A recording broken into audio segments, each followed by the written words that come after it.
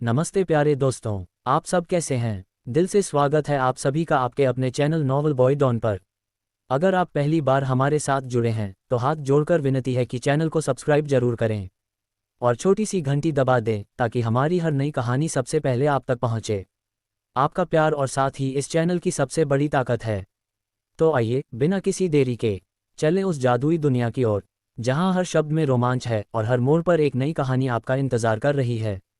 और हाँ, अगर ये कहानी आपके दिल को छू जाए तो ज़रूर प्लेलिस्ट से इसके बाकी एपिसोड भी सुनिएगा। यकीन मानिए आपको बहुत मज़ा आएगा। आपका बहुत बहुत धन्यवाद दोस्तों। अब चलिए खो जाते हैं कहानी की उस खूबसूरत दुनिया में। 316 ठुकराया बेटा।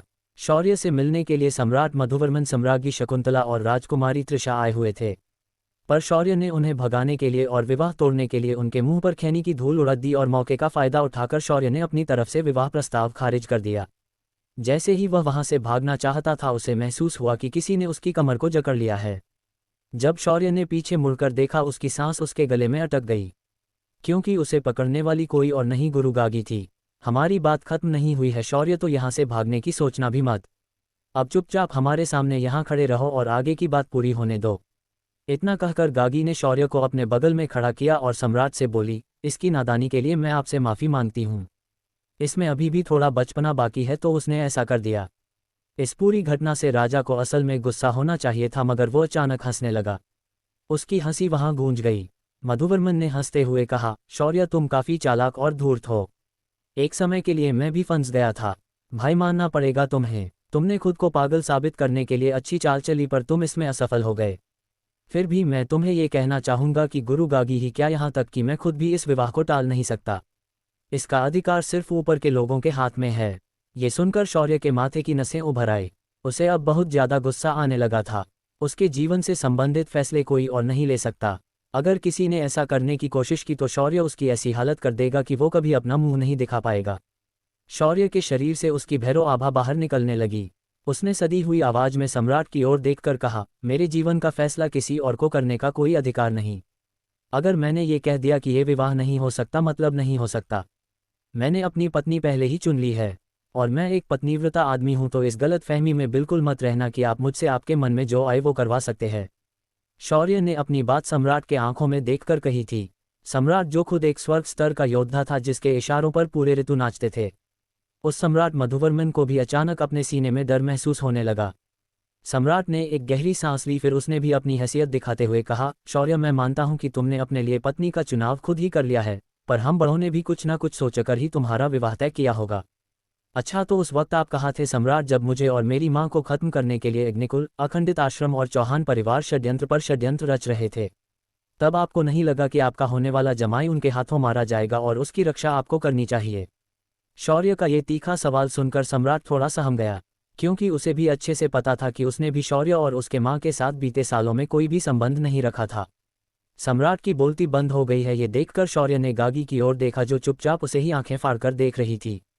गागी और नीलम ने बिल्कुल उम्मीद नहीं की थी कि शौर्य सम्राट को इस तरह बिना उसके पद की परवाह किए ऐसे कह देगा। पर सभी की चुप्पी के बीच अचानक त्रिशा की आवाज सुनाई दी, तुम होते कौन हो जो मेरे पिता से इस तरह बात करने वाले? तुम बस एक अधिपति सम्राट स्तर के एक आम योद्धा हो, मगर मेरे पिता की मर्जी ना होती तो अब तक तुम स्वर्ग से धार गए होते। ये मत भूलो कि मेरे पिता यहाँ के सम्राट है और तुम सिर्फ एक कुल के ठुकराए हुए बेटे, जिसे अपना पिता ही मारना चाहता है। त्रिशा की तीखी बातें शौर्य के दिमाग में चली गई। शौर्य ने त्रिशा को देखा और कहा, अगर अपने बाप के इज्जत की उतनी ही परवाह है ना तो पल्लू में बांधकर उसे महल में ही रखो। इस तरह किसी भी रह चलते लड़के को परेशान करने यहाँ क्यों आया है वो? और रही बात उस कुल की जिसने मुझे ठुकराया है, उन्हें तो मैं खुद देख लूंगा। तेरे बाप की जरूरत नहीं है मुझे अब। अगर अपनी इज्जत इतनी ही प्यारी है तो अपने बाप को लेकर निकल जाओ यहाँ से। शौर्य ने इतना कहा ही था कि एक झन्नाटेदार थप्पड़ शौर्य के गाल पर पड़ा। ये गुरु गागी थी, जो बहुत ज्यादा गुस्से में थी। उसने दांत पीसते हुए कहा, शौर्य तुम्हारी बातें हमने बहुत सुनी, अब अगर तुमने एक शब्द भी कहा तो मेरे जितना बुरा कोई नहीं होगा। गागी द्वारा थप्पड़ पड़ने पर भी शौर्य की नजरें त्रिशा पर ही टिकी थी। अचानक आसमान में काले बादल छा गए और डमरू की ध्वनियां गूंजने लगी। तेज हवाएं और तूफान चलने लगे। एयर संपूर्ण सृष्टि का संतुलन बिगड़ने लगा। शौर्य की आंखें लाल होने लगी और उसके शरीर से युद्ध के देवता की आभा फूट पड़ी। शौर्य ने अपना हाथ आगे किया और उसका त्रिशूल डमरू उसके हाथ में प्रकट हो गया। शौर्य ने तृषा को देखा और कहा, तेरे बाप की क्या हैसियत है मेरे सामने खड़े होने की? मैं शूरभैरव हूँ, इस संपूर्ण विश्व का देवता। क्या तेरा बाप मेरी बराबरी करेगा? और रही बात मुझसे विवाह करने की, तो तेरी वो औकात नहीं है। मेरी पत्नी यानी अगली भैरवी पहले ही चुनी जा चुकी है, तो बेवजह मुझ पर दबाव मत बनाओ और यहाँ से निकल जाओ, वरना मैं तुम्हारे पूरे राज्य को तबाह कर दूंगा। शौर्य की आवाज़ पूरे आसमान में गूंज उठी। उसकी आभा इतनी खतरनाक थी कि वहां मौजूद सभी लोग अपने घुटने पर आ चुके थे। मधुवर्मन और शकुंतला भी अपने घुटने पर बैठ गए थे। गागी को भी अपने अपराध का एहसास हुआ और उसने भी माफ़ी मांगते हुए कहा, भगवान, ऐसी चेष्टा के लिए मुझे क्षमा कीजिए। ऐसा दुस्साहस मैं इसके बाद बिल्कुल नहीं करूंगी। मुझे क्षमा करे। शौर्य ने अपनी आंखें बंद की और सब कुछ तुरंत नॉर्मल हो गया। शौर्य ने शांति से गागी को उठाया और फिर बोला, मुझे लगता है कि आप मेरी बात को अच्छे से समझ चुकी होंगी। मारी पत्नी पहले ही मेरे साथ इस आयाम में आ चुकी है। वो मेरे आयाम सम्राट स्तर पर पहुंचते ही बाहर आ जाएगी। इसीलिए आज के बाद मेरे विवाह की बात बिल्कुल मत करना। और मैं बहुपत्नीत्व तब तक स्वीकार नहीं करूंगा जब तक मेरी पत्नी उसे मान्यता ना दे। शौर्य ने इतना कहा और अपनी माँ को देखा और आगे बोला, मुझे माफ़ करना माँ, पर यही सत्य है। अब मैं आशा करूंगा कि आप इसके बाद नई बहू ढूंढने की जिद नहीं करेंगी। मुझे अब बाकी सारे काम करने हैं, तो अब मैं यहाँ से चलता हूँ। शौर्य के जाने के बाद सम्राट मधुवर्मन, तृषा और शकुंतला अभी भी अविश्वास से जमीन पर बैठे थे। उन्हें अपने कानों पर विश्वास नहीं हो रहा था जो उन्होंने शौर्य के मुंह से सुना। ऊपर से उसकी वो डरावनी दैवीय आभा जो उन्हें घुटनों पर लेकर आई। मधुवर्मन ने गागी की ओर देखा और कहा, गुरु गागी, क्या आप इस बारे में पहले ही जानती थी? ये सुनकर गागी ने हल्के से अपना सिर हाँ में हिलाया और कहा, मैंने तुम्हारी बेटी में भैरवी बनने की काबिलियत देखी थी, इसीलिए मैंने ये विवाह तय किया था। और मुझे पता था कि अपने 18 साल पूरे होने के बाद शौर्य सामान्य हो जाएगा। पर वो सिर्फ सामान्य नहीं होगा, बल्कि वो एक योद्धा बनकर आएगा। इस बात की भी मुझे पहले ही जानकारी थी। पर अब जब शौर्य ने कहा है कि उसने अपनी पत्नी पहले ही चुन ली है, तो हम उसके साथ जबरदस्ती नहीं कर सकते, वरना हमें उसके क्रोध का सामना करना पड़ेगा। पर मुझे उम्मीद नहीं थी कि तृषा की जिह्वा इतनी तीखी है। गागी ने शांति से सब कुछ समझाया और तृषा को भी एक ताना जड़ दिया। तृषा को उसकी गलती का उसी वक्त एहसास हो चुका था, पर अब गुरु गागी के शब्द उसके घावों पर नमक की तरह काम कर रहे थे। तभी गुरु गागी ने एक बार और सम्राट मधुवर्मन को देखा और कहा, शौर्य का ये राज तुम किसी के सामने नहीं खोलोगे, वरना इसका अंजाम तुम्हारे चित्रकूट साम्राज्य के अंत से होगा। और हाँ, अपने नालायक लड़कों से कह देना कि शौर्य से ज्यादा उलझे ना, और हो सके तो उसके साथ हाथ मिला ले, वरना उनकी छोटी सी गलती भी तुम्हारे साम्राज्य को डूबा सकती है। ये सुनकर मधुवर्मन का गला सूख गया। उसने अभी अभी जो देखा था, अगर वो किसी दिन उसके साम्राज्य पर शत्रु बनकर आ गया तो उसका जीवित रहना असंभव था। मधुवर्मन ने हाथ जोड़कर माफी मांगी और वहां से वापस जाने के लिए निकल गया। इधर मधुवर्मन के निकलते ही कई सारी ताकतवर आभाएं द्विदल कमल गुरुकुल के ऊपर आसमान में प्रकट हो गई। तभी एक खूबसूरत महिला गुरुकुल के प्रांगण में उतरी। उसने केसरी वस्त्र धारण किए थे और उसके माथे पर त्रिपुंड लगे हुए थे। उसने आते ही कहा, गुरु गागी, हमारे आराध्य कहाँ गए? गागी जो अभी अभी सभी को बाहर भेजकर अपनी हमेशा की जगह पर लौटी थी। उसने तुरंत उस औरत को देखा और फिर एक तिरछी मुस्कान के साथ कहा, ओह, आप आ गई।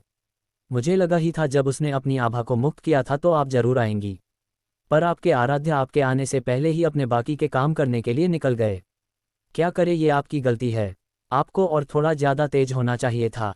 तभी और 7 लोग वहां पहुंच गए और उन्होंने अपनी अर्धदैवीय स्तर की आभा को मुक्त कर दिया, जिस वजह से गागी के ऊपर उसका दबाव बनने लगा। गागी ने फिर भी खुद को शांत ही रखा और उन सभी को तुच्छता से देखते हुए कहा, तुम स्वार्थी लोग उसे अपना आराध्य तो कहते हो, पर इस दुनिया में मौजूद हर कोई अच्छे से जानता है कि तुम लोग सिर्फ अपने स्वार्थ के लिए उसे ढूंढ रहे हो। पर एक बात बता दूं कि तुम लोग उसे कभी भी मिल नहीं पाओगे। और मुझे जहां तक पता है, तुम लोग जिस दिन उससे मिलोगे वो दिन तुम्हारा आखिरी दिन होगा। अब अगर मुझे घूरना हो गया हो तो निकल जाओ यहाँ से। गागी की ऐसी बात सुनकर वहां आए हुए कुल 8 लोग चुपचाप वहां से निकल गए। उन्होंने एक शब्द भी आगे नहीं कहा। उनके जाने के बाद गागी अपनी जगह पर बैठ गई और एक गहरी सांस लेकर खुद से ही बोली, शौर्य, तुम्हें जल्द से जल्द अपनी शक्तियों को बढ़ाना होगा, वरना ये भेड़िए तुम्हारी सिद्धियां पाने के लिए किसी भी हद तक जा सकते हैं। शौर्य इस वक्त द्विदल कमल आश्रम से बाहर निकल चुका था और वो इस वक्त अशोकपुरी से विपरीत दिशा की ओर जा रहा था। ये रास्ता सीधा मृगनाशिका शहर की ओर जाता था, जहां अग्निकुल का शासन था। शौर्य ने जाते हुए तय किया था कि वो अग्निकुल के मौजूदा हालात कैसे हैं और उनका कितना नुकसान होने वाला है। उसे राजा अहीर और बाकी लोगों पर पूरा विश्वास था कि वो लोग अग्निकुल को लगभग नष्ट कर देंगे, पर फिर भी वो ये सब होते हुए अपनी आंखों से देखना चाहता था। खासकर उसे शांतनु की वो दयनीय हालत देखनी थी। उसे शांतनु का घमंड तोड़कर रखना था। शौर्य कुछ घंटों की लगातार उड़ान के बाद मृगनाशिका शहर पहुंच गया था। यहाँ आकर शौर्य ने सबसे पहले अग्निकुल के बारे में खबरें निकाली। इसके लिए उसने अपना भेष पूरी तरह बदल दिया था। वो एक गरिया लग रहा था जो इस वक्त शहर में भेड़ें चराने आया था। शौर्य ने शहर के अंदर आकर एक धर्मशाला में आश्रय लिया और अपनी रात वहां गुजारी। दूसरे दिन सुबह सुबह शौर्य को सैनिकों के वहां से गुजरने की आवाज आई। वह तुरंत उठ गया और उनके पीछे पीछे चलते हुए उस जगह पर आया जहां उसने अपने सामने 3 गुटों की सेनाओं को देखा। राजा अहीर अपनी पूरी सेना के साथ तटबंदी के बाहर खड़ा था। उसके सेना की बगल में पांचाल परिवार की सेना थी तो उनके बगल में हिरण्याक्षी आश्रम के शिष्य थे। इधर शांतनु अग्निकुल की सेना का नेतृत्व कर रहा था। उसने जब अपने सामने 3 दलों की एकत्रित सेना देखी वो काफी डर गया था। उसकी सेना की कुल संख्या 5000 थी मगर उसके सामने खड़ी सेना 20,000 से भी ज्यादा थी। शांतनु की हिम्मत जवाब दे गई और उसने सामंजस्य से बात को सुलझाने के बारे में सोचा और चिल्लाते हुए दूसरे पक्ष के नेताओं से कहा, मैं शांतनु अग्निहोत्री आपके साथ बिल्कुल भी युद्ध करना नहीं चाहता। मुझे अभी भी आपके इस कदम का कारण नहीं पता। अगर हो सके तो मैं आपके शत्रुत्व का कारण जानना चाहूंगा। अगर इस पर कोई मार्ग निकलता है तो मैं आपसे बैठकर बातचीत करना चाहूंगा। शांतनु की बात सुनकर राजा अहीर ने गुस्से से कहा, तुम्हारे बेटे ने मेरे बेटे को अपाहिज बना दिया है और तुम्हारे दूसरे बेटे ने मेरे भाई पर हमला किया और मेरे राजपरिवार को चुनौती दी है। अगर तुम हमसे शत्रुता को खत्म करना चाहते हो तो तुम्हारे दोनों बेटों को मेरे सामने पेश करो। तभी हिरण्याक्षी गुरुकुल का नेतृत्व कर रहे आचार्य ने कहा, तुम्हारे बेटे ने मेरे गुरुकुल के दिव्य पुत्र की सारी आध्यात्मिक साधना को नष्ट कर दिया है। अब वो सिर्फ एक मामूली इंसान बन गया है। हमारे दिव्य पुत्र पर हमला यानी हमारे आश्रम पर हमला है, इसीलिए बेहतर होगा कि तुम अपने बेटे को हमारे हवाले कर दो। तभी पांचाल कुल के सेनापति ने अपनी तलवार को उठाया और कहा, हमें हमारे कुलप्रमुख के सख्त आदेश है कि तुम्हारे कुल को मिट्टी में मिला दिया जाए और हम लोग यहाँ तुम्हें मारने के लिए आए हैं। हमारा तुम्हारे बेटे से कोई लेना देना नहीं, उल्टा तुम्हारे एक बेटे के हमारे कुल पर बहुत बड़े एहसान है तो हम बस तुम लोगों को खत्म करके उस एहसान को उतारने आए हैं। उन तीनों की बातें सुनकर शांतनु के दिल में एक दर्द उठ गया। उसे यकीन नहीं हो रहा था कि उसके पागल बेटे शौर्य ने इतने कम समय कैसे इतने सारे दुश्मन और दोस्त बनाए हैं। शांतनु ने फिर मन ही मन कुछ सोचा और बोला, हमारे अग्निकुल ने शौर्य अग्निहोत्री को कुल से निष्कासित किया है। हमारा उसके साथ कोई संबंध नहीं है। उसकी मृत्यु से हमारा कोई लेना देना नहीं है। आप लोग उसे खत्म करने के लिए मुक्त है पर उसकी वजह से हमारे कुल से शत्रुता लेने को जरूरत नहीं है। और मैं भी अच्छे से समझता हूं कि आप लोग उसकी जाल में फंस गए हैं। उसने जानबूझकर हमसे अपना प्रतिशोध लेने के लिए आप लोगों को भड़काया है। ये सुनकर तीनों दलों के नेता के चेहरे गुस्से से लाल हो गए पर पांचाल कुल के लोगों को इससे कोई फर्क नहीं पड़ा। तभी असमान से आवाज आई तो शांतनु अग्निहोत्री ने सम्राट से असत्य कहकर मदद मांगी थी। तुमने सम्राट के होने वाले भावी जमाई को कुल से निकालकर सबसे बड़ी गलती की है। अब इसकी सजा तुम्हें मिलकर रहेगी। क्या सम्राट मधुवर्मन की सैन्य टुकड़ी सच में अग्निकुल का नाश कर देगी? क्या शौर्य इस युद्ध में हिस्सा लेगा? क्या शांतनु शौर्य से उसके किए की माफी मांगेगा? 317 शांतनु आया घुटनों पर। शौर्य अपना भेष बदलकर मृगनाशिका शहर के बाहरी तटबंदी पर खड़े होकर नीचे चल रही शांतनु और उसके खिलाफ युद्ध लड़ने आए लोगों की बातें ध्यान से सुन रहा था। तभी आसमान से चांदी के कवच पहने 10,000 से भी ज्यादा योद्धा हवा से नीचे उतर रहे थे। उन सभी के आगे सुनहरा कवच पहने एक लाल रंग के पंख का मुकुट पहने सेनापति खड़ा था। अपने सामने साम्राज्य की सेना को ऐसे अचानक देखकर शांतनु की पूरी फटकर हाथ में आ चुकी थी। शांतनु का गला सूख चुका था। इस वक्त वह अपनी जीवन के सबसे बड़े संकट में पड़ चुका था। इस वक्त उसकी हालत आगे खाई पीछे कुआं ऐसी हुई थी। ऐसी हालत में वो क्या कहे ये उसे समझ में नहीं आ रहा था। शौर्य आराम से तटबंदी पर बैठकर शांतनु की खराब हालत पर मुस्कुराए जा रहा था। तभी शांतनु ने हाथ जोड़कर सेनापति को प्रणाम किया और कहा, नहीं ऐसी बात नहीं है सेनापति जी, आपको कुछ संभ्रम हुआ है। मैंने अपने बेटे को कुल से नहीं निकाला है। पर सेनापति ने उसकी बात की ओर बिल्कुल ध्यान नहीं दिया और चिल्लाते हुए आदेश दिया, सैनिकों अग्निकुल का एक भी सैनिक यहाँ से जीवित वापस नहीं जाना चाहिए। लाशें बिछा दो इनकी। सेनापति का आदेश मिलते ही सारे समाज के सैनिक दाना पानी लेकर अग्निकुल के सैनिकों पर टूट पड़े। 10,000 आयाम सम्राट स्तर के योद्धाओं के सामने 5,000 सम्राट स्तर के योद्धा कहाँ टिकने वाले थे। समाज के सैनिकों ने उन्हें किसी गाजर मूली की तरह काट दिया और पूरा मैदान अग्निकुल के सैनिकों की लाशों से भर गया। सेनापति धीरे धीरे चलकर शांतनु के सामने आया और बोला, तुम खुद को इतने चालाक समझते हो कि तुम सम्राट मधुवर्मन को मूर्ख बनाने चले थे। तुम्हें लगता है कि तुम ऐसा कर पाओगे और हमें कुछ भी पता नहीं चलेगा। इतना कहकर सेनापति ने शांतनु को एक जबरदस्त बैक किक मारी और उसे उसकी जगह से हवा में उड़ा दिया। फिर सेनापति ने वहां आए राजा अहीर की ओर देखा और कहा, राजा अहीर, सम्राट का आदेश है कि तुम अपने बेटे वीरेंद्र और भाई आनंदवर्मन को अच्छे संस्कार दो। उनकी ऐसी हरकतों के वजह से ही उनकी ऐसी हालत है, तो उनकी हालत को दूसरों जिम्मेदार ठहराने से पहले उन्हें सुधारने पर ध्यान दो और इस शत्रुता को यही भूल जाओ और भविष्य में शौर्य के रास्ते में आने की कोशिश बिल्कुल भी मत करना। और यही बात हिरण्याक्षी गुरुकुल को भी लागू होती है। पहले अपने शिष्यों को सुधारो और फिर शौर्य से उलझने की कोशिश करना। आज के बाद शौर्य से शत्रुता यानी इस साम्राज्य से शत्रुता होगी। इसीलिए मुझे लगता है कि आप काफ़ी समझदार है कि आपको आगे क्या करना है।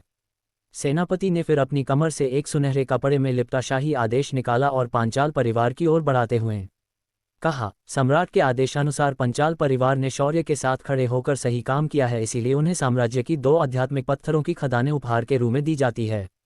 सेनापति का आदेश मिलते ही पांचाल परिवार के सैनिकों ने जयकारे लगाए और खुशी से उस आदेश को अपने साथ लेकर वहां से चले गए।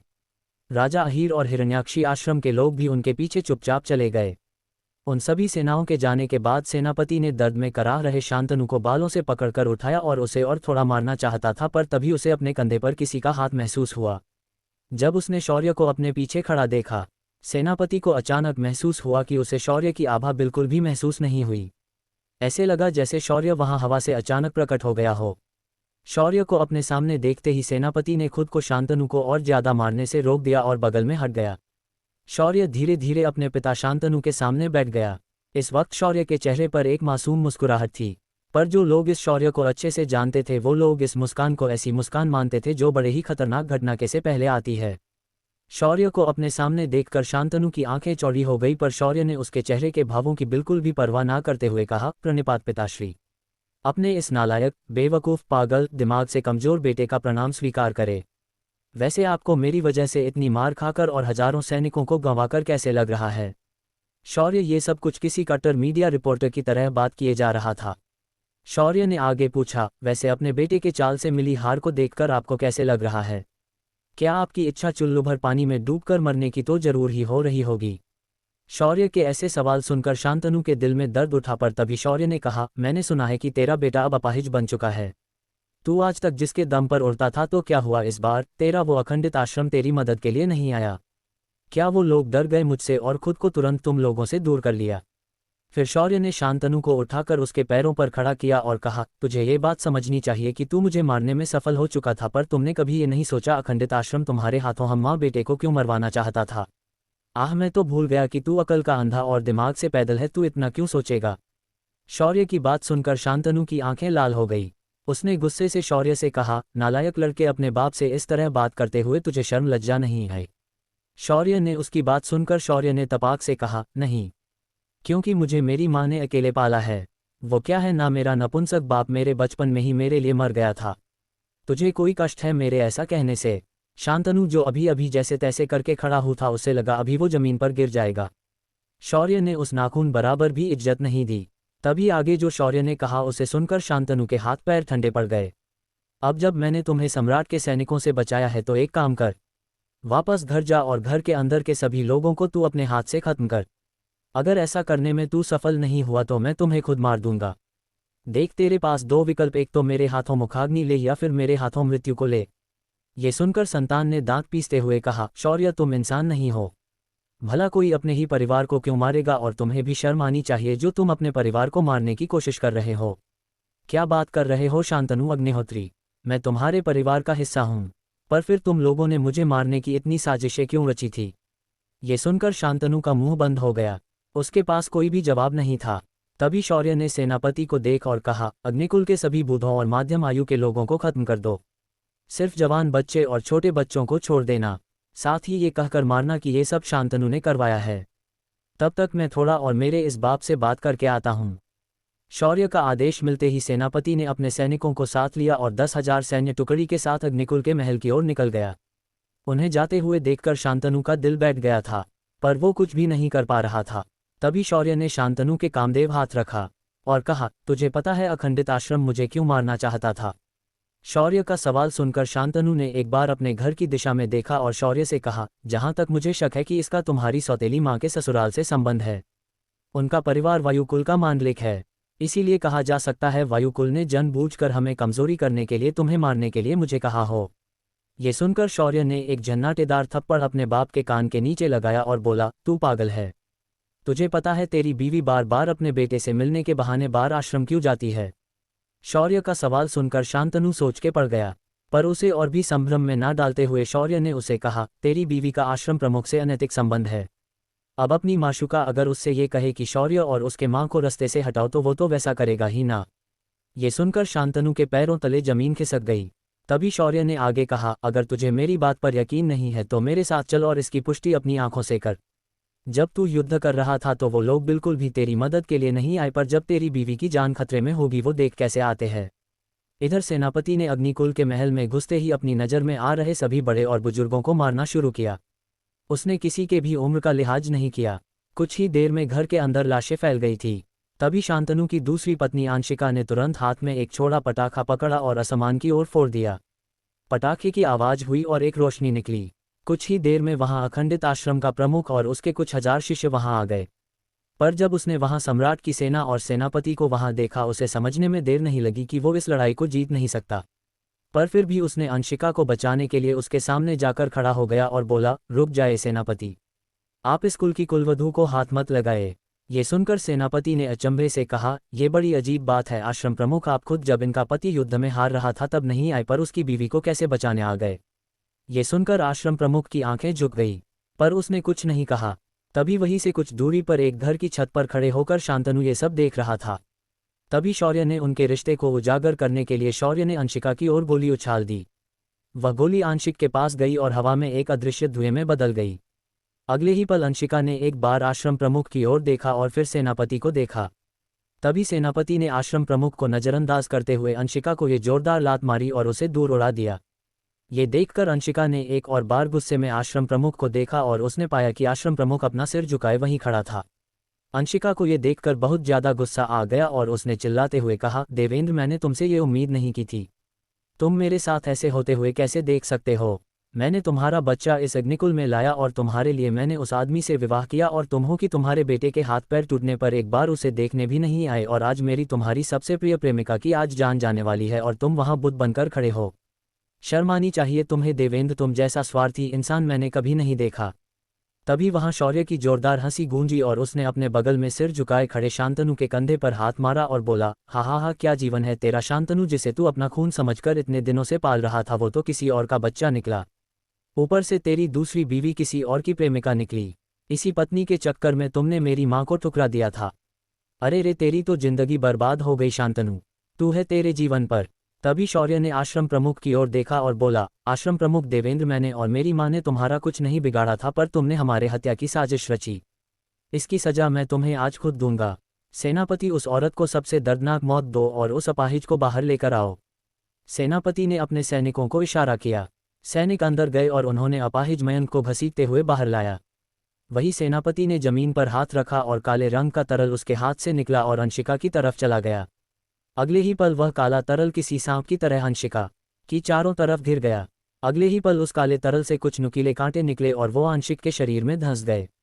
अंशिका के शरीर से दर्दनाक चीखें निकली। उसे देखकर शौर्य भी काफी डर गया। शौर्य ने सिस्टम से उस तरल के बारे में जानने के लिए पूछा, सिस्टम, क्या तुम जानती हो वो काला तरल क्या है। होस्ट की आधुनिक भाषा में कहे तो एक प्रकार के नैनोबोट्स है। ये किसी भी तरह का आकार ले सकते हैं। इन्हें इस दुनिया में महर्षि कणाद ने तैयार किया है। ये सुनकर शौर्य हैरानी से बोला, क्या पृथ्वी के कणाद महर्षि यहाँ भी आए हैं। ये सुनकर सिस्टम हंसने लगी और बोली, होस्ट, ये कणाद महर्षि पृथ्वी के नहीं है, ये यहाँ के दूसरे कणाद महर्षि है। उन्होंने आध्यात्मिक कणों को आकार देकर खास जीव में बदल दिया जिन्हें अपनी मानसिक चेतना से नियंत्रित किया जा सकता है। ये सुनकर शौर्य अधिक उत्साह से उस काले तरल को देखने लगा। उस काले तरल ने अंशिका के सभी अंगों को छलनी कर दिया। अपनी माँ की हालत देखकर मयंक चीखने चिल्लाने लगा और शांतनु को इसे रोकने के लिए कहने लगा, जो वही आकर शौर्य की बगल में खड़ा था और गुस्से से अंशिका को देख रहा था। मयंक को उसके सामने आकर गिड़गिड़ाते देखकर शांतनु ने गुस्से से कहा, जाओ उस आश्रम प्रमुख के पास और अपनी माँ को बचाने की भीख मांगो, वो तुम्हारा असली बाप है। शांतनु की बात सुनकर मयंक के हाथ पैर कांप उठे। उसके पैरों तले जमीन खिसक गई। तभी शौर्य ने अपनी ठंडी आवाज में कहा, चलो फिर मयंक, तुम अपने असली पिता से पहले अपनी माँ के साथ नर्क में आगे जाकर उसका इंतजार करना। इतना कहकर शौर्य ने मयंक का सिर किसी मुर्गे की तरह तोड़ दिया। मयंक का सिर कटा धड़ वहां गिर गया। इधर अंशिका ने भी अपनी आखिरी सांसें ली और वो शांत हो गई। पर अगले ही पल वहां के वातावरण में ठंड फैल गई और एक बर्फीला भाला शौर्य की ओर तेजी से आने लगा। शौर्य के मुंह पर एक टेढ़ी मुस्कान आ गई और उसने उस तरफ बिना देखे ही कहा, मैं अपने इस बेवकूफ़ बाप के साथ थोड़ी बात करना चाहता था, पर किसी और के बाप के दिल में प्रति की अगन लग चुकी है तो मैं भी क्या कर सकता हूँ। किसने किया था ये बर्फीला हमला? क्या शौर्य आश्रम प्रमुख को हरा पाएगा? क्या सेनापति के होते आश्रम प्रमुख शौर्य को कोई नुकसान पहुंचा पाएगा? 318 अग्निकुल का पुनर्गठन। शौर्य ने अंशिका और मयंक को अखंडित आश्रम के प्रमुख के सामने ही मौत के घाट उतार दिया था। वहीं मधुवर्मन के सेनापति ने भी अग्निकुल के सभी बुजुर्गों को खत्म कर दिया था। इस वक्त शांतनु चुपचाप सब कुछ अपनी आंखों से देख रहा था। उसे बार बार ये एहसास हो रहा था कि उसके साथ उसके जीवन का सबसे बड़ा धोखा हुआ है। शांतनु ने जिस नीलम को ठुकराया था वो उसके प्रति प्रामाणिक थी, पर जिसके लिए उसने ये सब कुछ किया था वो उसके प्रति बिल्कुल भी प्रामाणिक नहीं थी। ऊपर से सबसे बड़ी शोकांतिका ये थी कि उसने जिसे अपना खून समझकर इतने दिनों से पाला वो उसका खून था ही नहीं। और हद तो तब हुई जब उसका अपना असली बेटा जिसे उसने खुद से दूर कर दिया था उसने उसके मुंह पर उसे बेवकूफ़ सिद्ध कर दिया। उसी समय हवा में ठंडक फैल गई और बर्फ एक भाला तेजी से शौर्य की ओर बढ़ गया। भाला शौर्य के गर्दन को भेदने के लिए सीधा उसकी ओर बढ़ रहा था, पर शौर्य अपनी जगह से 1 इंच भी नहीं हिला और वो भाला सीधा उसकी गर्दन पर आकर टकरा गया। उसकी गर्दन की चारों ओर एक सुनहरा कवच प्रकट हो गया था, जिस वजह से उस भाले से शौर्य को कोई नुकसान नहीं हुआ। शौर्य ने उसके बाद मुड़कर उस ओर देखा जिस ओर से वह भाला उसकी ओर आया था। शौर्य ने एक तिरछी मुस्कान के साथ कहा, देवेंद्र बुड्ढे, तेरे साथ मेरा सारा हिसाब अभी बराबर नहीं हुआ था, पर खैर शुरुआत तुमने की है, पर अब अंत में करूंगा। शौर्य ने इतना कहा और हवा में उछल गया। अगले ही पल शौर्य ने पूरी ताकत के साथ देवेंद्र के सीने पर मुक्का मार दिया। वातावरण में एक थड़ की आवाज हुई और देवेंद्र उसके पीछे चला गया। देवेंद्र सीधा जाकर वहां पीछे खड़े विशालकाय बैद से टकरा गया। शौर्य ने उसके बाद बिजली का आवाहन किया और उसे देवेंद्र की ओर फेंक दिया। चमकती हुई बिजलियां देवेंद्र के शरीर से टकराए और उन्होंने देवेंद्र के शरीर को फाड़कर रख दिया। शौर्य ने उसके बाद देवेंद्र को अपने हाथ से जकड़ लिया और उसके फटे टूटे शरीर को बाहर उठाकर फेंक दिया। शौर्य ने उसके बाद उसके पास जाकर उसके शरीर को हाथों से फाड़ना शुरू कर दिया। शौर्य को ऐसे करते देखकर सेनापति और शांतनु की रूह कांप गई। शौर्य इस वक्त अचानक उन घटनाओं को याद करके बहुत ज्यादा गुस्सा हो गया था। उसका गुस्सा जब भी हद से पार हो जाता है उसे अपने दुश्मनों को हाथ से मारने में मजा आता है। शौर्य ने देवेंद्र के शरीर के टुकड़े कर दिए, पर उसका गुस्सा ठंडा नहीं हुआ। उसकी नज़र वहां खड़े 1000 से भी ज्यादा आश्रम के शिष्य पर पड़ी और उसकी आंखें चमक गई। शौर्य ने सेनापति की ओर देखा और गहरी आवाज में कहा, सेनापति, अब जो आगे होगा तुम में से कोई भी उसे रोकने नहीं आएगा, क्योंकि आज के बाद मैं अखंडित आश्रम को हमेशा के लिए खंडित करने वाला हूं। ऐसा कहते ही शौर्य की आभा अचानक फूट पड़ी। उसका शरीर काला होने लगा और उसके हाथों में 2 तलवारें प्रकट हो गई।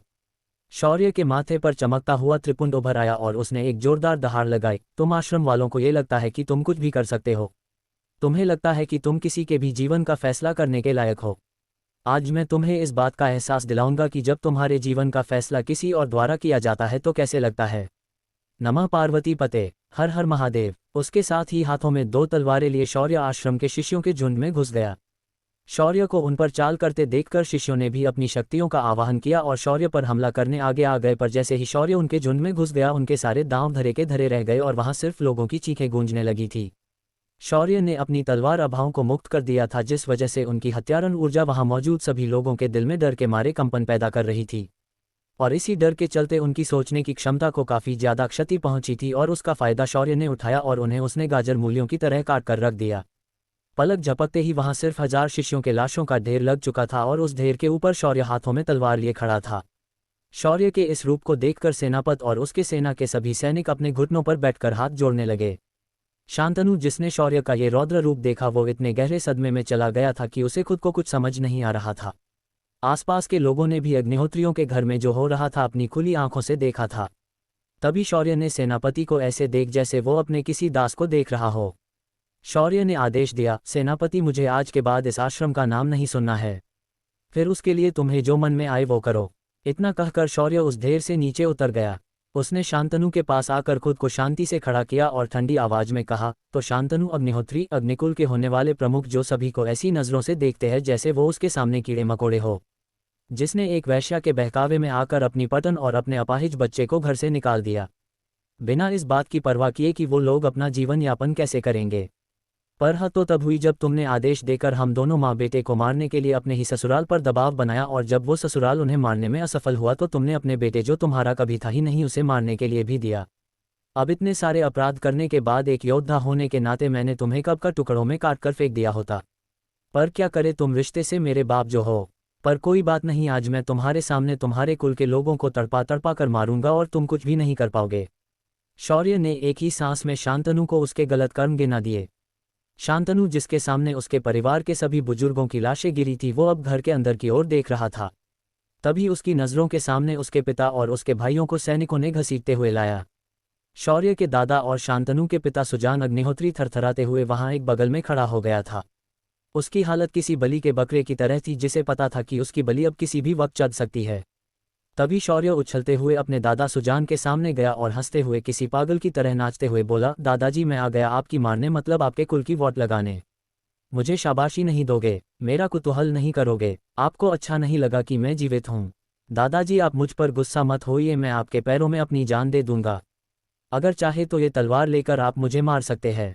शौर्य ये सब किसी छोटे बच्चे की एक्टिंग करते हुए उछल उछल कर बोल रहा था, मगर सुजान को उसका हर एक शब्द अंदर तक लग रहा था।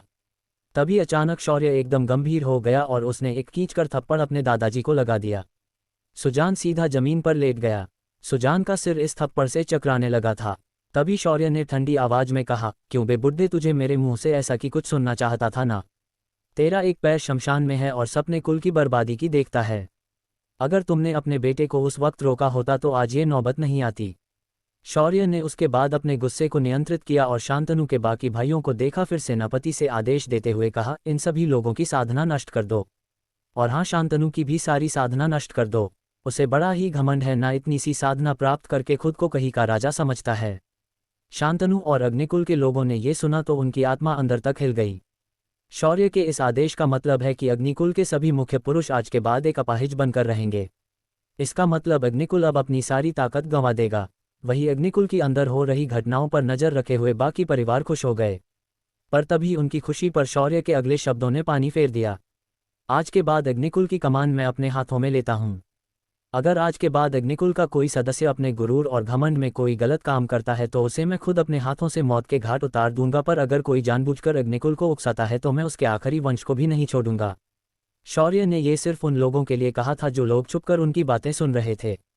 सेनापति ने इशारा किया और अगले ही पल शांतनु और उसके भाइयों की चीखें उस घर के प्रांगण में गूंज गई। उन सभी की साधना को नष्ट कर दिया गया था। तभी शौर्य ने अपने लिए एक बड़ी सी कुर्सी लाई और उसके ऊपर बैठ गया। कुछ ही देर में घर के सभी जवान बच्चे बाहर आए। उनमें से ज्यादातर शौर्य से थोड़े बड़े थे या छोटे थे। उन सभी को एक बार शौर्य ने देखा और कुछ सोचते हुए पूछा, क्या मेरे कुलप्रमुख बनने से आप में से किसी को कोई आपत्ति है? शौर्य का सवाल सुनकर सारे बच्चे सिहर गए। उन्होंने इतनी देर से बाहर जो हुआ था वो अच्छे से सुना था। अगर फिर भी उन्होंने कोई आपत्ति जताने की हिम्मत की तो इसका एक ही अंजाम होना था, और वो थी दर्दनाक मौत। शौर्य के इस सवाल पर सभी ने ना में अपना सिर हिलाया और एक एक कदम पीछे हट गए। शौर्य ने ये देखा तो उसके चेहरे पर एक कुटिल मुस्कान आई। उसने सभी के साधना स्तर को चेक किया और पाया कि कई लोग सहस्रार चक्र और संत स्तर के ही साधक है। फिर उसने उनके शरीरों को अपनी दिव्य दृष्टि से जांचा और पाया कि इन सभी के शरीर में अग्नि तत्व की विशेष ऊर्जा मौजूद है। शौर्य ने फिर अपने इस नए शरीर को जांचा और पाया कि वो ऊर्जा उसके शरीर में भी है। शौर्य ने अपनी अग्नि ऊर्जा को प्रकट किया और उस अग्नि को ध्यान से देखने लगा। फिर उसने उसे अपनी समाधि अग्नि और नर्क अग्नि के साथ तुलना करके देखा। यह अग्नि नर्क अग्नि से कम शक्तिशाली थी, मगर समाधि अग्नि से बहुत अधिक शक्तिशाली थी। शौर्य ने फिर एक नज़र सभी को देखा और कुछ सोचते हुए उसने गुफा में प्राप्त दिव्य साधना तकनीकों को उनके सामने रख दिया। उसके साथ ही वो आध्यात्मिक तरल की 2 बोतलें और एक छोटी बोतल भरकर कॉस्मिक लिक्विड बाहर निकाला। शौर्य ने फिर सभी को देखते हुए सख्त आवाज में कहा, आज के बाद इस अग्निकुल की सारी जिम्मेदारियों तुम युवाओं के कंधों पर रहेगी। पर उसके लिए तुम्हें अपने बड़ों से भी अधिक शक्तिशाली होना पड़ेगा। तुम सभी 10 के 10 लोग आज से पहले अपनी साधना को सुधारने के लिए अगले 15 दिनों तक साधना कक्ष में जाकर साधना करोगे। इस सामने रखी किताब में जो साधना बताया है उसे आप लोग अच्छे से करेंगे और अपनी साधना को जितना हो सके उतना आने वाले 15 दिनों में सुधार लेंगे। तब तक मैं यहाँ की सारी चीज़ों पर ध्यान दूंगा। जब तुम्हें लगता है कि तुम अपने निश्चित साधना स्तर को प्राप्त कर चुके हो तो बाहर आकर अपनी नई जिम्मेदारी ले लेना। इतना कहकर शौर्य ने वो सारी सामग्री सबसे आगे खड़े उससे उम्र में बड़े लड़के के हाथ में दे दी और उसे शौर्य ने अच्छे से समझाया कि इन सभी का उपयोग कैसे करना है। जो लड़का अभी शौर्य से सामग्री लेकर गया वह शौर्य का बड़ा चचेरा भाई अमर था। अमर असल में हमेशा ही बहुत ज्यादा न्यायप्रिय और समझदार था। उसे अपने पिता और कुल के बाकी लोगों के काम करने का तरीका कभी पसंद नहीं आया था। इसीलिए उसने खुद को घर के राजनीति से खुद को हमेशा दूर रखा और एकांत में सिर्फ साधना करने पर ध्यान देना उचित समझा था। पर आज जो घटना हुई वो उसके लिए और पूरे कुल के युवाओं को एक वार्निंग थी कि कभी भी जीवन में गलत फैसले नहीं लेने चाहिए और खुद को दूसरों द्वारा नियंत्रित होने नहीं देना है, वरना उसका ऐसा ही अंत होगा। सभी युवा 10 के 10 लोगों के जाने के बाद शौर्य ने अपनी नज़रें घायल शांतनु, सुजान और उनके बाकी बेटों की ओर की और कहा, मैं आप लोगों को जान से मार नहीं सकता, मगर इसका मतलब ये नहीं कि मैं आपको आसानी से जीने दूंगा। आज के बाद घर के बच्चों को सिर्फ सही रास्ता दिखाओगे और उनके दिमाग में गलत बस्ते बिल्कुल भी नहीं भरोगे, वरना मैं तुम लोगों का सारा दाना पानी बंद कर दूंगा। शौर्य की ये धमकी सुनकर सभी लोग कांप गए, पर किसी ने भी एक शब्द नहीं कहा। वही बगल में अपनी तलवार पर हाथ रखकर खड़ा सेनापति मन ही मन में सोच रहा था, ये शौर्य कभी कभी ऐसी अजीब भाषा में बात क्यों करता है, या फिर मेरा ही भाषा का ज्ञान कम है। तभी शौर्य ने सेनापति को देखकर कहा, सेनापति जी, आपने मुझे मुसीबत के समय आकर मेरी बहुत मदद की है, इसके लिए मैं आपको कुछ उपहार देना चाहूंगा और आप इसे बिल्कुल भी मना मत करना। ऐसा कहकर शौर्य ने अपनी अंगूठी से ढेर सारे दैवीय हथियार सेनापति के सामने रख दिए और कहा, इनकी संख्या 10,000 से अधिक है। ये सभी दैवीय स्तर के हथियार है। इनके उपयोग से आप किसी भी स्वर्ग स्तर के योद्धा को भी चुनौती दे सकते हो। इन हथियारों को आप अपने सैनिकों में बांट दो और जो बचे हैं उन्हें सम्राट को मेरी तरफ से धन्यवाद कहने के लिए दे दो। सेनापति ने जब ये सुना उसकी आंखें चमक गई। उसे भी अच्छे से पता था कि सम्राट के पास इस वक्त सिर्फ 2 दैवीय हथियार है और उसके सामने इस वक्त शौर्य ने 10,000 से भी ज़्यादा हथियार रख दिए थे। शौर्य के इस निर्णय से सेनापति की आंखें लगभग गीली हो गई। उसके मन में शौर्य के लिए जो आदर था वो 2 गुना बढ़ गया। तभी शौर्य ने एक विनती की, सेनापति, मुझे अच्छे से पता है कि आपके पास कई सारे काम हैं, पर मैं चाहता हूं कि आप अगले 15 दिनों के लिए आप यहीं रहे जब तक हमारे युवा साधक वापस नहीं आते। उनके आने के बाद आप अपनी सेना के साथ प्रस्थान कर सकते हैं। शौर्य की विनती सुनकर सेनापति ने मुस्कुराते हुए कहा, आपको ऐसे विनती करने की जरूरत नहीं है। हमें सम्राट ने आपकी हर बात को मानने के लिए भेजा और आपका आदेश ही हमारे सम्राट का आदेश है। ऊपर से आपके हम इस काम आए, ये हमारा भाग्य है। ये सुनकर शौर्य ने सिर्फ अपना सिर हाँ में हिलाया और तभी सिस्टम की आवाज आई, होस्ट आपने अपना मुख्य मिशन पूरा कर लिया है। क्या शौर्य का पहला प्रतिशोध का मिशन पूर्ण हो चुका है? सिस्टम इस मिशन को पूर्ण करने पर उसे क्या देने वाली है? क्या शौर्य अपनी साधना को पूरा कर पाएगा? अब कौन सी नई मुसीबत उसका इंतजार कर रही है? 319 भैरव के भक्त। शौर्य ने अग्निकुल की रचना को बदल दिया था। उसने उसके पिता, चाचा और दादा की सारी साधना नष्ट करके उन्हें सिर्फ एक आम इंसान बनाकर रख दिया था। साथ ही उसने अग्निकुल की नई पीढ़ी को नई साधना तकनीकें देकर 15 दिनों की साधना करने भेज दिया। सब कुछ होने के बाद शौर्य ने घर को ध्यान से देखने का फैसला किया और महल नुमा अग्निहोत्रियों के इस पुश्तैनी घर में शौर्य घूमते हुए यहाँ वहाँ जाने लगा। जब वह घर के पूजा घर में पहुंचा, उसके सामने एक अग्निहोत्र जलता हुआ दिखाई दिया। उस अग्निहोत्र की अग्नि वही अग्नि थी जो शौर्य और उसके कुल के बाकी लोगों के खून में उसे दिखाई दी थी। शौर्य वहां जाकर अग्निहोत्र की विधिवत पूजा करके हाथ जोड़े। उसके ऐसा करते ही वह अग्नि अचानक एक ज्वलनशील इंसान के रूप में बदल गई। कुछ ही देर में शौर्य के सामने एक देवता प्रकट हुए, पर इस वक्त उनका शरीर हमेशा की तरह धुंधला बिल्कुल नहीं था। ये पूर्ण शरीर रूप में शौर्य के सामने थे। उस देवता के सिर पर देवत्व का भाव था। माथे पर तेज के साथ एक जलती हुई अग्नि की लपट फड़क रही थी। शरीर पर पहने कपड़े भी खास थे। कंधे पर एक शुभ्रा रंग का गमछा और कमर से बंधी धोती उनकी दिव्यत्व की पहचान बता रही थी। उस देवता की कमर पर वैसा ही कपड़ा बंधा हुआ था जैसा कपड़ा शौर्य अपनी कमर पर बांधता था। उस गमछे पर अग्निकुल के लोगों की तरह ही एक निशान था जिसमें अग्नि की लपट दिखाई दे रही थी। देवता ने शौर्य को देखा और स्मित हास्य के साथ कहा, तो आखिर तुम इस कुल का उद्धार करने आ ही गए भैरव। शौर्य ने ये सुना तो सवालिया नजरों से उस देवता की ओर देखने लगा, तो देवता ने आगे कहा, मैं अग्निदेव हूँ। युगों युगों की असफल प्रयासों के बाद इस बार मैंने अपनी सारी दैवीय शक्तियों को इस कुल के भाग्य के लिए यहाँ बांध दिया था, जिससे इस कुल में तुम्हारा जन्म हो सके। अब तुम यहाँ आ गए हो तो मैं अपने दायित्व से मुक्त हो गया हूँ। शौर्य ने हाथ जोड़कर प्रणाम किया और कहा, अग्निदेव, आपकी प्रतीक्षा के लिए मैं आपसे माफ़ी मांगता हूँ। इस अग्निकुल का मैं शौर्य अवश्य उद्धार करूँगा, आप निश्चिंत हो सकते हैं। अग्निदेव ने फिर एक बार स्मित हास्य दिया और बोले, भैरव, यहाँ से आगे तुम्हारा रास्ता काफ़ी कठिन होने वाला है। तुम्हारा सामना ऐसे लोगों से हो सकता है जो तुम्हारे शक्तियों की सीमा से बाहर के हो सकते हैं। इस लोक में सिर्फ शक्ति और क्षमता की ही बात होती है। यहाँ दानव और मानव एक जैसे है। यहाँ लालच, ईर्ष्या लोगों में कूट कूट कर भरी है।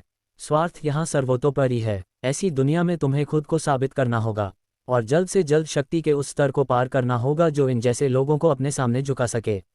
अग्निदेव फिर थोड़ा सख्त होते हुए कहा, मुझे पता है कि इस कुल के लोगों ने तुम्हारे साथ अन्याय किया है, पर इस कुल के कंधों पर एक और जिम्मेदारी भी है। ये कुल उन 5 कुल में से एक है जिनके सिवाय तुम कभी भी दानवों का अंत नहीं कर पाओगे। दानवों को नष्ट करने के लिए तुम्हें 5 तत्वों का प्रतिनिधित्व करने वाले कुलों को एक करना होगा। इसीलिए इनके गलत बर्ताव के लिए इन्हें कभी भी क्रोध में आकर नष्ट मत कर देना। शौर्य ने ये सुना तो उसने अपना सिर नीचे झुकाकर इसे अग्निदेव का आदेश समझकर स्वीकार किया। अग्निदेव ने उसके बाद उस अग्निहोत्र के अंदर से पृष्ठ किया और वे असमंत में विलीन हो गए। शौर्य के सामने रखा अग्निहोत्र अभी भी जलने लगा था। शौर्य ने उसके बाद बाहर आकर घर के नौकर और बाकी लोगों को घर की ओर ध्यान रखने के लिए कह दिया और वहां से बाहर निकल गया। जब से अग्निदेव ने शौर्य को बताया था कि यहाँ कुछ शक्तिशाली शत्रु भी उसके मार्ग में आ सकते हैं, उसने अपनी शक्तियों को बढ़ाने का निर्णय ले लिया था। शौर्य मृगनाशिका नगरी से बाहर निकल आया और वहां से पहाड़ों की ओर निकल गया। पर जैसे ही वह पहाड़ी क्षेत्र में प्रवेश करने वाला था, उसे एक जानी पहचानी आवाज सुनाई दी। ये शेरा की आवाज थी, जो ऐसे गुर्रा रहा था जैसे वह सारणी की रचना करते वक्त गुर्राता था। शौर्य ने बिना आवाज किए उस आवाज का पीछा किया और एक खास जगह पहुंच गया। ये जगह खास थी क्योंकि उसके सामने शेरा एक मंदिर में बनी मूर्ति के सामने बैठा था और अपने पास की सारी अंगूठियों के अंदर से सारे खजाने उस मूर्ति के अंदर डाले जा रहा था। बाहर निकले खजाने उस मूर्ति पास जा रहे थे और उनके अंदर से ऊर्जा निकलकर मूर्ति के अंदर समाते ही सारे खजाने नष्ट हुए जा रहे थे। शौर्य ने जब वह ध्यान से देखी, उसकी आंखें बड़ी हो गई, क्योंकि ये मूर्ति किसी और की नहीं भैरव की मूर्ति थी और शेरा उस मूर्ति में बसे प्राण को बचाए रखने के लिए इन खजानों से निकली आभा को उस मूर्ति में डाले जा रहा था। शौर्य ने सब कुछ ध्यान से समझ लिया और फिर धीरे से उस मंदिर में जाकर शौर्य शेरा को बिना परेशान किए चुपचाप उसके पीछे खड़ा हो गया। इधर शेरा ने अपने पास के सारे खजाने उस मूर्ति में डाल दिए। सारे खजानों के अंदर से उनकी आभा मूर्ति में समा गई और खजाने धूल में मिलने लगे। जब सभी खजाने खत्म हो गए, शेरा ने अपने अगले दोनों पैरों को उठाया और मूर्ति के सामने हाथ जोड़े। जैसे ही शेरा अपना सारा काम खत्म करके मुड़ा, उसकी आंखें फटी की फटी रह गई। उसके पीछे शौर्य अपने भैरव रूप में खड़ा था। शौर्य के शरीर से भैरव की आभा बाहर निकल रही थी। उसके हाथ का त्रिशूल और डमरू दिव्यता से चमक रहे थे। तभी शेरा उछलकर पीछे चला गया। उसकी आंखें हैरान होकर शौर्य को ही देखे जा रही थी। तभी शौर्य ने अपना डमरू हाथ में लिया और उसे बजाकर बोला, हे काल भैरव, आपका शूर भैरव आ चुका है। डमरू की आवाज गूंजते ही मूर्ति के अंदर से प्रतिध्वनि निकली, तुम्हारा स्वागत है शूर भैरव। मैं अब निश्चिंत हूं कि इस दुनिया को उसका देवता मिल चुका है। शूर भैरव, मैं अब मुक्त होना चाहता हूं। यहाँ से आगे इस दुनिया का दायित्व तुम्हें ही संभालना है। लेकिन एक बात याद रखना, इस दुनिया में किसी पर भी इतना भरोसा मत करना कि वो तुम्हारी ही शक्तियों को तुम्हारे विरुद्ध उपयोग करे। इस दुनिया में आने के बाद मैं अपने भोलेपन से अपनों द्वारा ही ठगा गया, पर तुम ऐसा मत करना। और एक बात याद रखना कि तुम्हारी शक्तियां मुझसे ज़्यादा खास है, इसीलिए इनकी भनक भी इन लोगों को लगने मत देना। ये सुनकर शौर्य के चेहरे पर एक क्रूर मुस्कान आई। उसने अपनी मुट्ठियां भींचते हुए कहा, प्रभु आप निश्चिंत हो सकते हैं। मेरी आदत नहीं है कि मैं किसी पर विश्वास करूं, और मैं कभी भी अपने शत्रु में दानव और मानव इस बात पर भेद नहीं करता। मुझे एक बुरी आदत यह है कि मैं अपने शत्रुओं को दूसरा मौका नहीं देता। वो तो बस ब्रह्मदेव के चक्कर में मैंने कुछ लोगों को माफ़ किया था, पर यहाँ ऐसा नहीं होगा। भगवान भैरव ने शौर्य की बात सुनकर कहा, यह बड़ी अच्छी बात है पुत्र, पर याद रखना इस दुनिया में भैरव के सिर्फ दानव ही शत्रु नहीं है, पर कुछ देवता भी उसके शत्रु है। उन धोखेबाज देवताओं की वजह से ही मेरी ये दशा हुई है। इस बार उनकी बातों में थोड़ी निराशा झलक रही थी। तभी शौर्य ने कहा, प्रभु आप मुझे बस उनका नाम बताओ, मैं उन्हें ढूंढकर खत्म कर दूंगा। शौर्य की बात सुनकर भगवान भैरव बोले, ये उचित समय नहीं है उनके बारे में जानने का। वो लोग बहुत शक्तिशाली है, ऊपर से नया दानव सम्राट जिसका अभी तक किसी को नाम भी मालूम नहीं है। उसकी चालें सबसे क्रूर और खतरनाक होती है। ये दानव सम्राट कभी भी युद्ध के नियमों को नहीं मानता, इसीलिए इसका सामना करते वक्त तुम्हें सावधान रहना पड़ेगा। शौर्य ने अपने क्रोध को शांत किया और फिर दोनों हाथों को जोड़कर कहा, प्रभु मैं आपकी बात समझ गया। आप सिर्फ मुझे अपना आश्वत दीजिए, मैं इस दुनिया को युद्ध के देवता का खौफ क्या होता है वो दिखाऊंगा।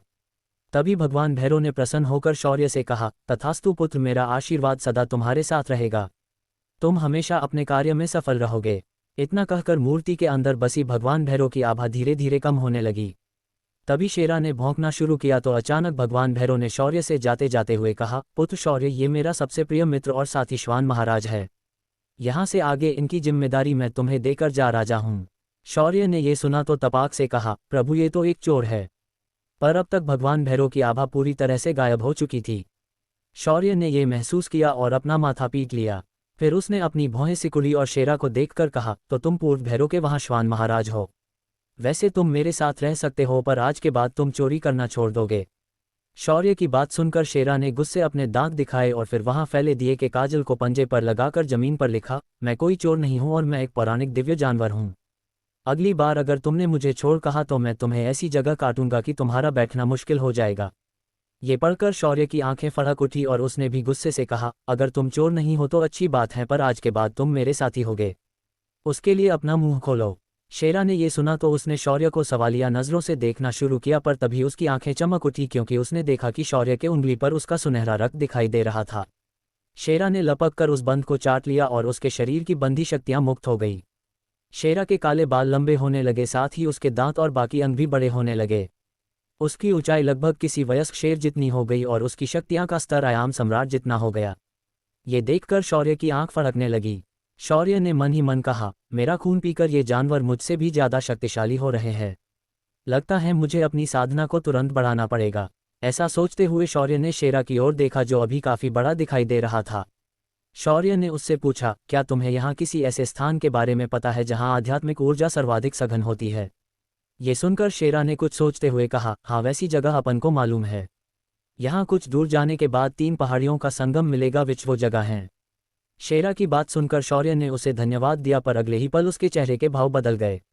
उसने एक बार मुड़कर देखा तो शेरा अपने पंजे के नाखूनों से कान को खुजा रहा था। शौर्य ने हैरान होकर कहा, तू बोल सकता है? शौर्य की बात सुनकर शेरा ने इतराते हुए कहा, तेरे को क्या लगा अपन को बोलने नहीं आता? अरे चोमू, अपन को हल्के में ले रहा क्या? अपन ने अखी मुंबई में दंगे करवाए थे। अपन जैसा शेर तुमने देखा नहीं होगा अखी जिंदगी में।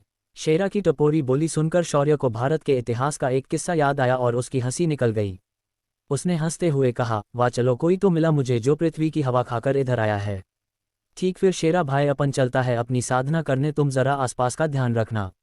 शौर्य ने शेरा पर उसकी सुरक्षा की जिम्मेदारी दे डाली और जाते वक्त एक अंगूठी में उसने ढेर सारे आध्यात्मिक पत्थर शेरा को दे दिए।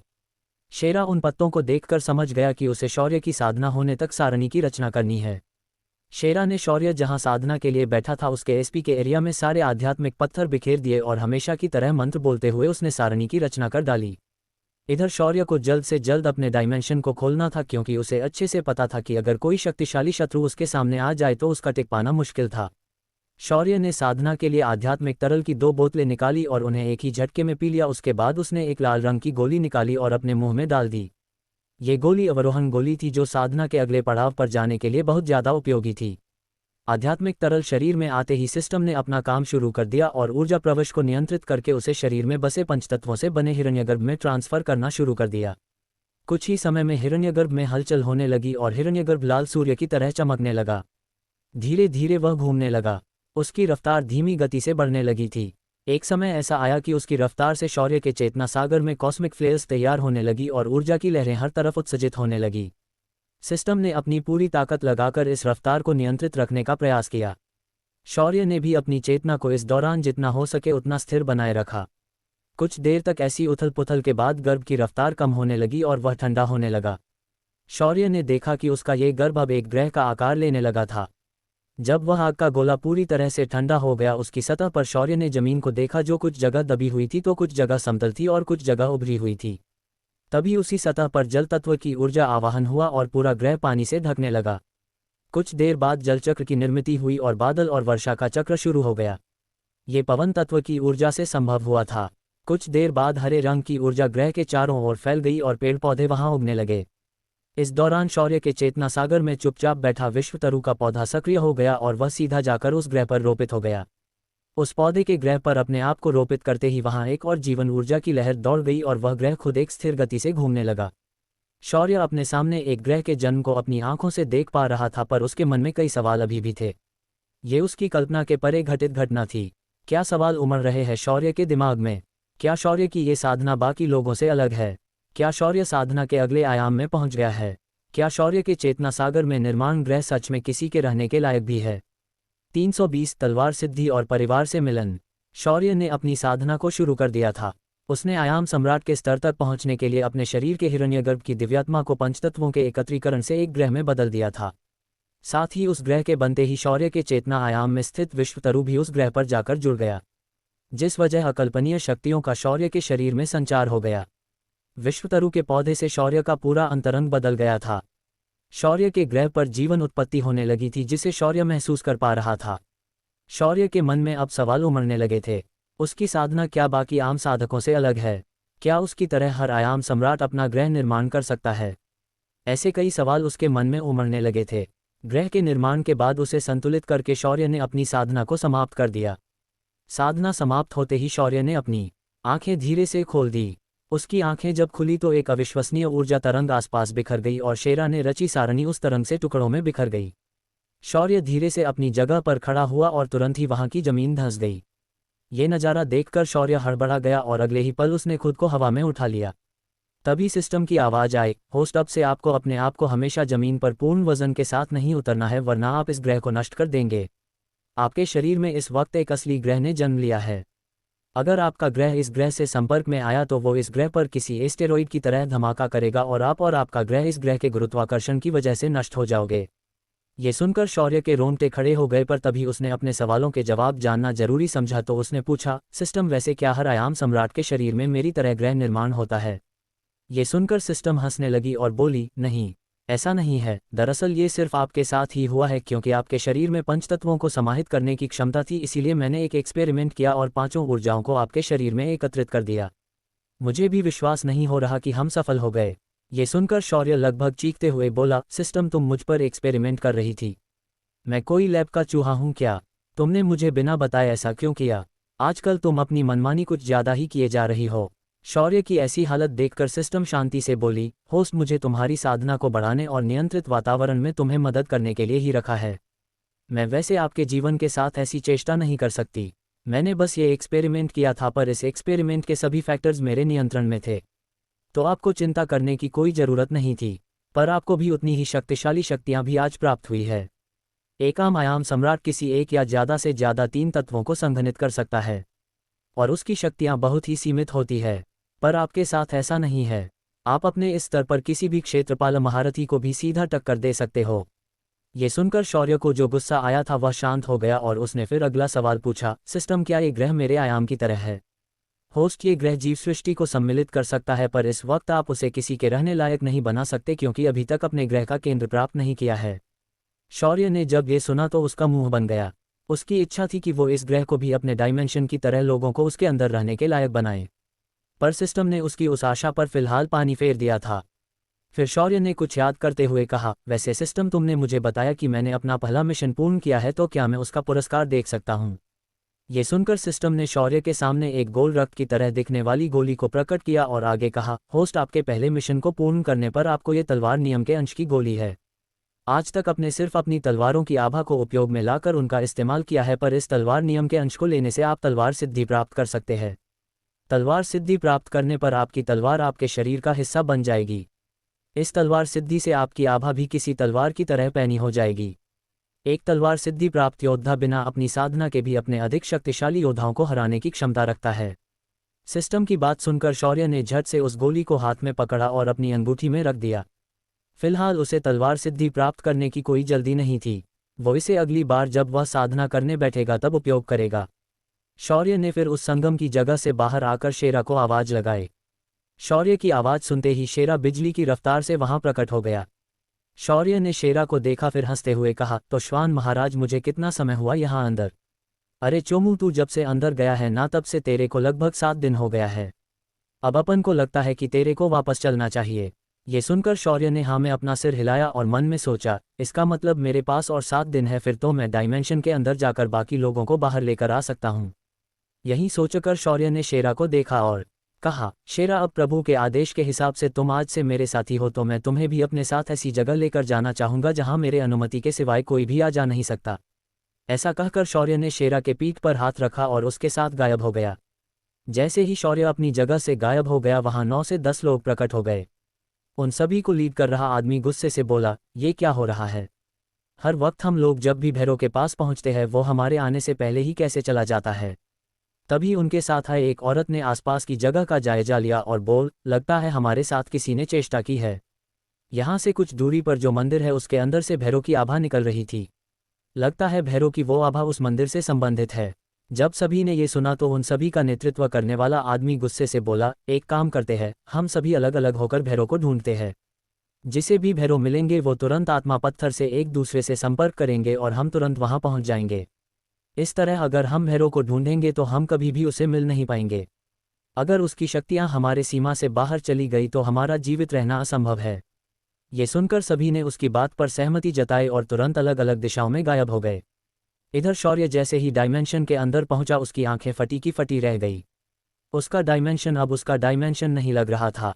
उसके सामने अब एक विशाल क्षेत्र था जो इतना बड़ा था कि उसकी आंखें भी उसे एक नज़र में देख नहीं सकती थी। शौर्य का डायमेंशन किसी देश जितना बड़ा दिख रहा था। हर तरफ नए नए प्रकार के पेड़ पौधे और लैंडस्केप दिख रहे थे। आध्यात्मिक पानी की नदी अब पूरे प्रदेश में बहते हुए नजर आ रही थी और उसका पानी पूरे प्रदेश को हरा भरा रख रहा था। कई तरह के जानवर जो पौराणिक जानवरों के समान थे वो अब खुले आसमान में घूमते हुए दिखाई दे रहे थे। तभी अचानक कुछ साए आसमान से शौर्य के सामने प्रकट हो गए। उनके आने की रफ्तार काफी तेज थी, जिस वजह से उस जगह की जमीन कांप उठी। शेरा ने ये देखा तो उसने तुरंत कहा, ओ तेरी यहाँ पर रजनीकांत के रिश्तेदार रहते क्या जो ऐसे आरेले है। ये सुनकर वहां आया हुआ हर कोई उसे अजीब नजरों से देखने लगा। तभी एक खूबसूरत साया तेजी से शौर्य के बाहों में समा गया। तभी एकदम शौर्य को महसूस हुआ कि उसकी बाहों में अद्विका थी जो मुसमुस कर रोए जा रही थी। शौर्य ने उसके सिर पर अपना हाथ फेरा और बोला, पत्नी जी अगर आप ऐसे ही रोते रहेंगी तो हम बात कब करेंगे। वैसे भी काफी दिन हो गए आपका चेहरा देखे हुए, एक बार अपनी झलक तो ठीक से दिखाए। ये सुनकर अद्विका ने धीरे से अपना सिर उठाया और शौर्य के आंखों में देखने लगी। शौर्य ने भी उसे बड़े प्यार से देखा और मुस्कुराने लगा। वो दोनों एक दूसरे को ऐसे ही काफी देर तक देखते रहे। तभी किसी के खांसने की आवाज उन्हें सुनाई दी। उस आवाज से शौर्य और अद्विका अपने ट्रांस से तुरंत बाहर आ गए। शौर्य ने देखा कि हमेशा की तरह खूबसूरत दिखने वाली माया उन दोनों को हाथ बांधकर देख रही थी। शौर्य ने जल्द ही खुद को अद्विका से दूर कर दिया। तभी एक प्यारी और मीठी आवाज आई, अरे बाप रे पापा छोटे हो गए। जैसे ही सभी ने ये सुना तो उनकी नजरें शौर्य के शरीर पर गई। शौर्य अब सिर्फ 18 साल का नौजवान लग रहा था। शौर्य ने तुरंत उस आवाज की ओर देखा और कहा, मेरी बेटी के लिए ही तो पापा जवान हुए हैं। क्या हुआ, पापा का ये रूप आपको पसंद नहीं आया। अग्निशिखा ने तुरंत ना में सिर हिलाया और उछलकर शौर्य के बाहों में समा गई। वहीं बाकी तीनों लड़के सिर्फ इसे दूरी से देख रहे थे। जब अग्निशिखा शौर्य से दूर हो गई, कवन, ध्वनिल, धरेंद्र ने एक साथ छलांग लगाई और शौर्य के ऊपर कूद गए। उन तीनों ने शौर्य को इस तरह से झपटा जैसे कोई दोस्त अपने दोस्त से मिल रहे हो। ये लड़कों का अपना तरीका होता है। ये सब शौर्य ने उन्हें अज्ञातवास के दौरान सिखाया था। शौर्य अपने परिवार से मिलकर काफी खुश था। फिर उसने बच्चों को नीचे उतार दिया और वातावरण में मौजूद आध्यात्मिक ऊर्जा को महसूस किया। डायमेंशन की आध्यात्मिक ऊर्जा किसी दिव्य क्षेत्र से ज्यादा सघन थी। शौर्य ने फिर अभिमान, सुगंधा और कबीर की ओर देखा और कहा, तुम लोगों ने भी काफी सुधार किया है। मुझे अच्छा लगा। तुम सभी लोग अब इस डायमेंशन से बाहर जाने के लिए तैयार हो। ये सुनकर सभी के चेहरों पर खुशी की लहर दौड़ गई। शौर्य ने उसके बाद बाकी पौराणिक जीवों को देखा जिसमें गरुड़, कनक, नागशिखा और उसकी प्यारी भेड़ें थी। शौर्य ने उन सभी से कहा, तुम लोग भी अगर चाहो तो मेरे साथ बाहर आ सकते हो। ये सुनकर कनक काफी खुश हो गई और शौर्य के कंधे पर चढ़ गई और उसके गालों को चाटने लगी। नागशिखा और गरुड़ ने सिर्फ अपने चेहरे पर खुशी को दिखाया और शांति से खड़े हो गए। उसके बाद शौर्य ने सभी के साधना स्तर को जांचा। वहां मौजूद सभी की साधना शौर्य के लिए किसी शौक से कम नहीं थी। जब से शौर्य समरलोक में आया था लगभग 6 महीनों का समय बीत गया था, मगर डायमेंशन के अंदर ये 3 सालों से भी ज्यादा का समय था। इस दौरान सभी ने अपनी साधना पर ध्यान दिया था और उनकी साधना इस समय आयाम सम्राट के स्तर तक पहुंच चुकी थी।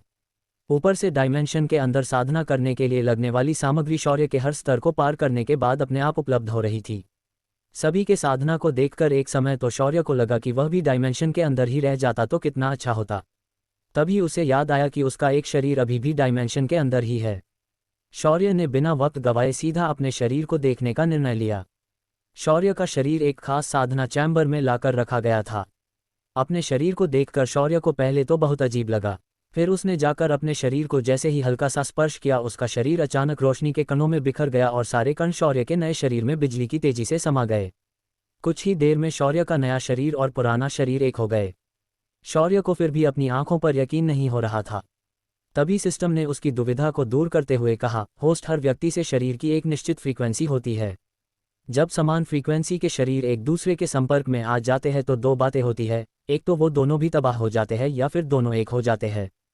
तुम्हारे केस में दूसरी घटना हुई है, क्योंकि तुम्हारे दोनों शरीर इसी आयाम की फ्रीक्वेंसी से जुड़े थे। सिस्टम की बात सुनकर शौर्य ने एक राहत की सांस ली, फिर वह बाहर आ गया, पर दोनों शरीरों के एक होने की वजह से शौर्य की उम्र थोड़ी बढ़ गई थी। वो अब 20 साल के लड़के की तरह दिख रहा था। जब वह बाहर आया तो उसे अपने कानों पर बहस की आवाज़ पड़ी। उसने अपने सामने देखा कि शेरा को सभी पौराणिक जीव घेर कर खड़े थे, यहाँ तक कि उसके बच्चे भी। पर शेरा तो शेरा था। वो बड़े ही अकड़ के साथ उन सभी को धमका रहा था। अरे ओ सफ़ेद बालों वाली लोमड़ी, ज़्यादा दो चार मत कर, अपन को कोई हाउस नहीं थी इधर आने की, वो तो बस वो चोमू साथ चलने को बोला तो अपन इधर आ गया, इसीलिए अपन के सामने ज़्यादा बोलने का नहीं। तभी कनक, जो उसे अपने नुकीले दांत निकल कर घूर रही थी, उसने गुस्से से कहा, जंगली कुत्ते, जुबान संभाल कर बात कर। मैं वो हूँ जिसके सामने तुझ जैसे कुत्ते अपनी दम पैरों में डालकर बैठ जाते हैं। अब चुपचाप सारी जड़ी बूटियां वापस दे, वरना मैं तेरा पेट फाड़कर सब कुछ निकाल लूंगी। तभी नाक्षिका ने भी फुफकारते हुए कहा, अगर तुमने सारी जड़ी बूटियों को वापस नहीं किया तक आज हम तुम्हें भूनकर खा जाएंगे। वैसे भी किसी कुत्ते को हमने कभी चखा नहीं है। तभी शेरा ने फिर एक बार अपनी जगह पर गोल गुलाटी मारी और बोला, अरे ओ नहीं, तेरा जहर का रिचार्ज खत्म हो गया क्या, जो तू मुझे भूनकर खाने की योजना बना रही है? अगर अपन का दिमाग खराब हुआ तो आज तेरा अपन इधर इच गेम बजा डालेगा। और रही बात जड़ी बूटी की, तो वो अपन शौर्य से बात कर लेगा। शेरा का ऐसा बिंदास रवैया देखकर खुद शौर्य भी ज्यादा हैरान हो गया था।